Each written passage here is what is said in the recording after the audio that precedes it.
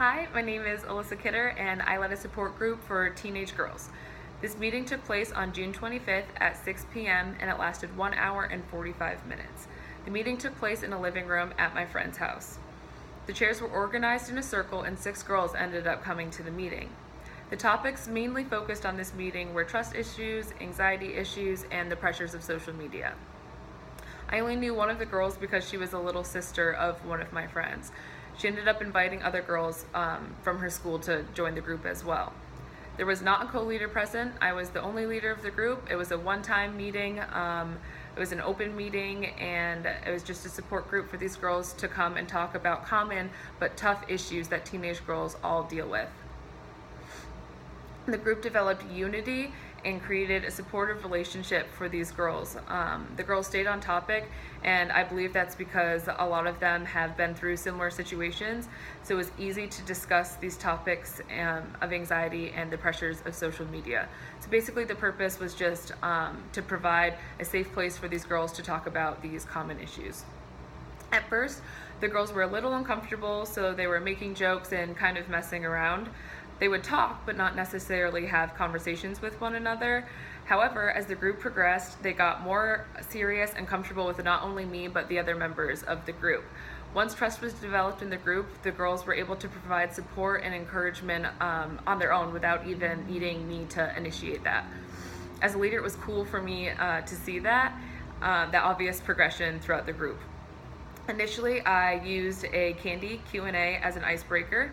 So what I did was I asked the girls each to pick out 3 different candies, and each candy represented a different question. Some of those questions were, what's your top love language? What's your favorite beach vacation? What would you want to do on a rainy afternoon? Etc., etc. The girls actually said that they loved this activity, and it was a great way to create some trust and some comfort in the group so that they were able to open up a little bit more as the group progressed. After the icebreaker, I asked if anyone had anything pressing to talk about, and no one did, so I decided to do a sentence completion exercise.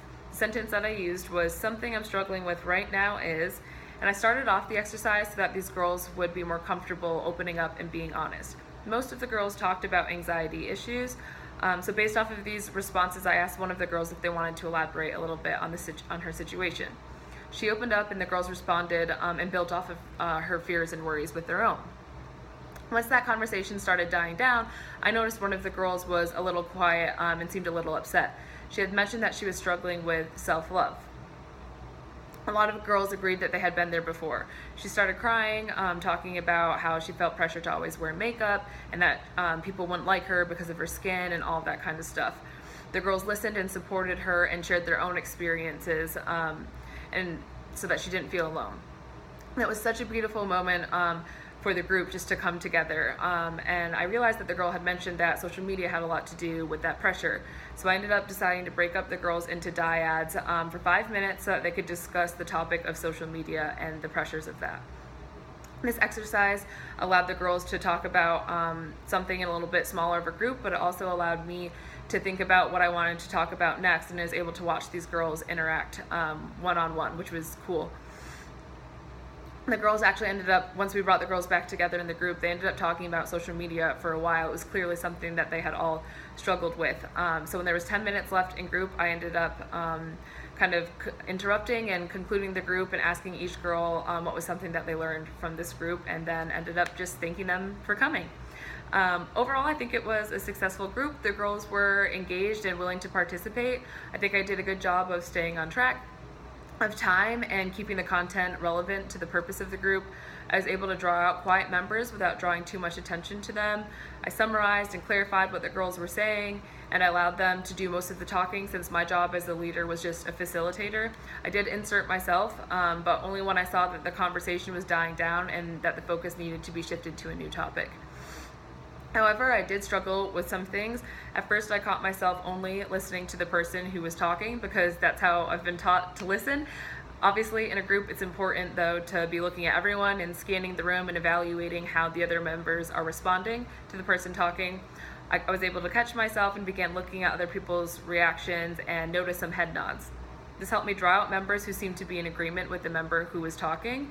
And then this scanning the room also led me to be able to link members together that I saw maybe experiencing kind of the same emotions. For example, one of the girls had mentioned that she had been struggling with not having a lot of Christian friends and the pressures of that. And I remember one of the other members expressing a similar concern earlier in the group, so I was able to link the two of them together. One girl was able to provide some encouragement and some feedback on things that she found beneficial with her not Christian friends.